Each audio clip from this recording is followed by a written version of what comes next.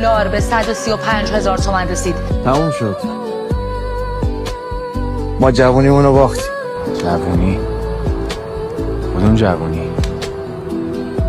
یه از خدا بیخبر کبریت گرفته زیر جوونیمون داره جزغاله شدن رو نگاه میکنه. وقتی حقوق من و تو و بابا رو هم کفافمون رو نمیده بفهم چه خبره؟ اینا یه عمره دارن درجا میزنن. اینا نه،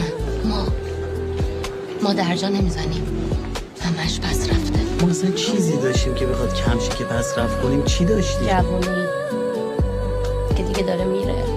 آدم ها پاورانه به دنیا میان، پاورانه هم به دنیا میرن. فقط این وسط یه چند سال کفش و جوراب میپوشن و این ناز شست خودمون که این وسطش هم پاورانه.